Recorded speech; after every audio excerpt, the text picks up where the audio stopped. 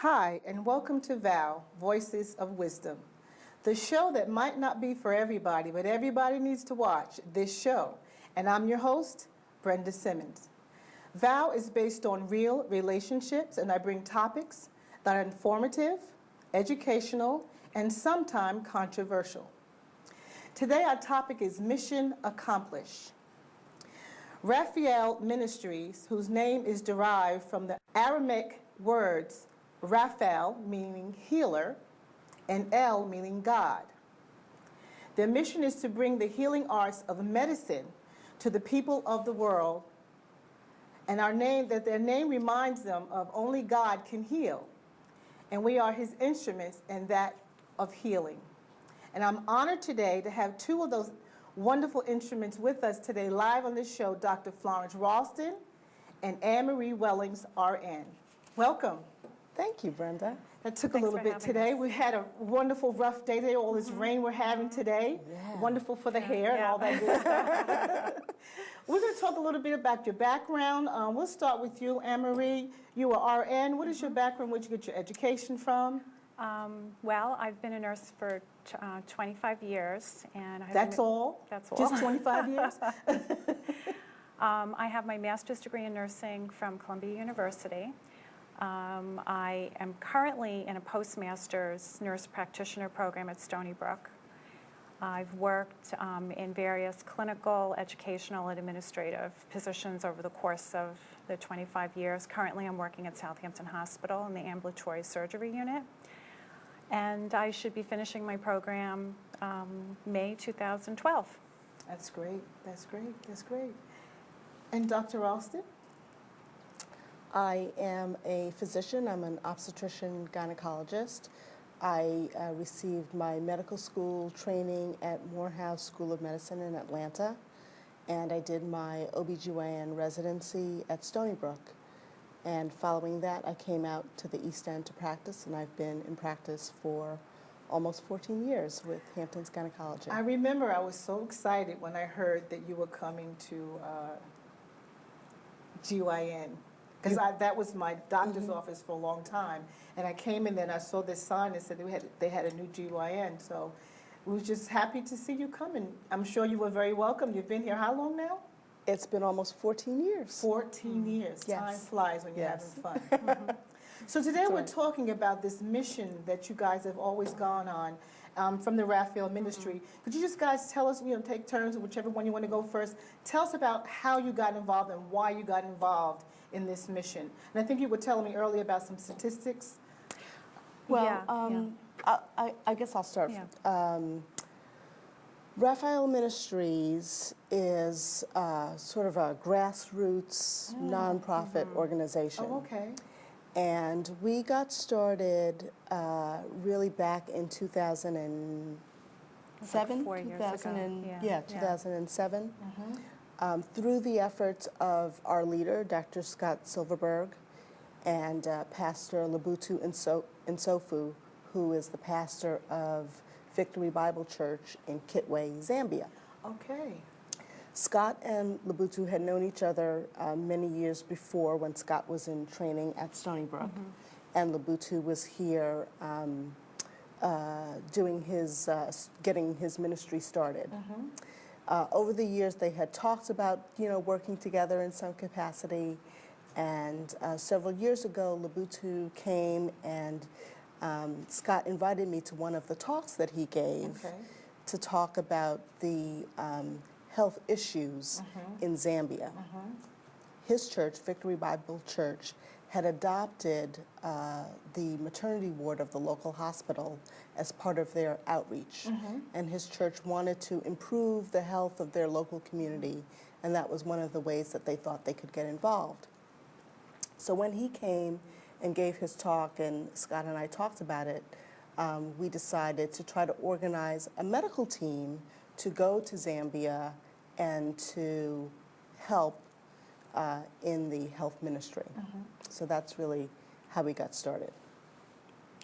And the first year that we went, which was 4 years ago, I believe. Yes. 4 years ago was the first trip that we did. It was a surgical mission.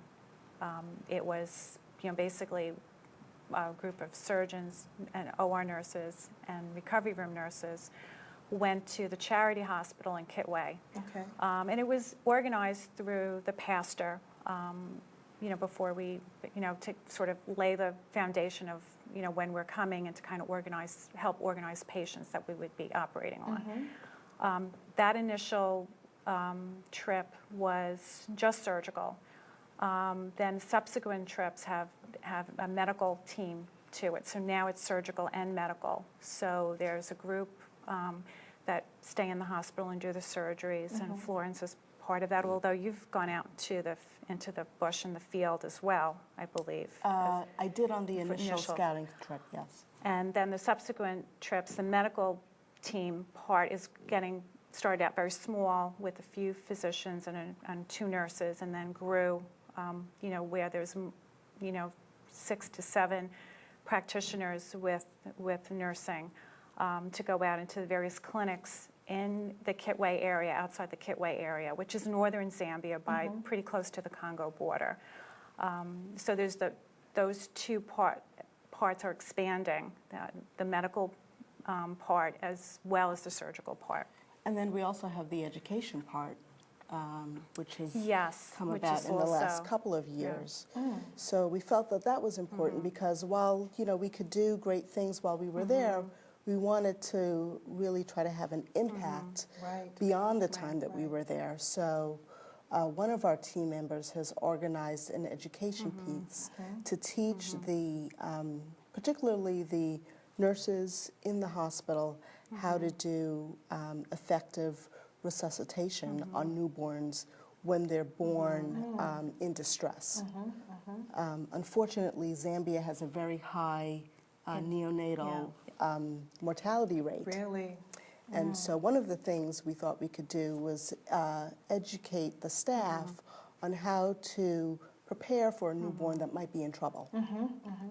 So that rather than having those, terrible outcomes, perhaps they can make an impact and save some of those babies that, otherwise might not make it. How many of the team go? How many, I know the first year, how many went the first year and how many, I'm sure it's increased. Yeah, it was like 18 to 19 the Yes. first, and And now this it's over past year- 20, Yeah, it like was 26. Yes. 26. And so the doctors and nurses? Yes. Yes. Okay, break down for me, you said you do operations. I know, what are the breakdown of the different operations as an example that you do when you get there?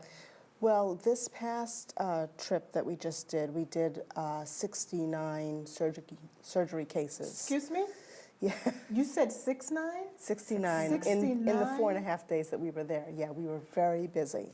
I think the audience needs to hear that again. They were there for 4 days and they did 69 surgeries. Yes. Wow. Did you guys sleep? Yeah, it was long Not days. much. Not much. Wow. But the need was so great that we just wanted to do as much as we could in the short time that we had. So we had a plastic surgeon on our team who did a lot of plastic surgery Really? cases for burn I victims. was going to say, like, example for what, burn victims? What else? Anything Yes. else? People with various tumors. There was Yeah. one young man that had a very large eye tumor that needed surgery and some, reconstruction of his face. We also had a pediatric surgeon this year, so he operated on several children as well as some adults who needed hernia operations. He did an appendectomy as well. I did a lot of gynecologic surgery, hysterectomies, as well as some cesarean sections while I was there. So we were quite busy. So you mainly go there to deal with the younger people and the moms and babies, or? No, it's all through all ages. through All ages. All Yeah, ages. newborn, obviously the maternal child part, and also treating infants all the way through the older adult. Wow. The medical team saw over 800 patients in the 4.5 days that we were there. Mostly women and children, although the majority were women and children. And a lot of malaria, a lot of worm infestations that we treated, and pneumonias, and a lot of older individuals or more middle-aged individuals with hypertension that we were treating as well. There has to be a lot of preparing before you guys go there. And what do you bring besides yourselves and your wonderful hands and your hearts? Well, it does take a long time to prepare for the mission trip. And a lot of work is involved in identifying the supplies that we need based on what the components of the team will be.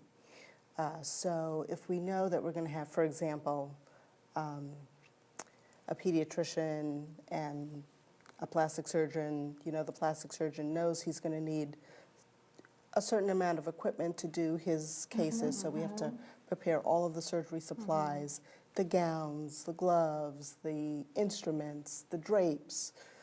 All of those supplies have to be in place, packed, organized, labeled before we leave. And then for the medical piece, we know that we're going to be seeing cases of malaria, cases of worm infestation, so we have to identify and obtain all of those medications.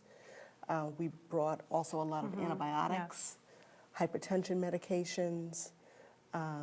They did diabetes screening as well. Yes.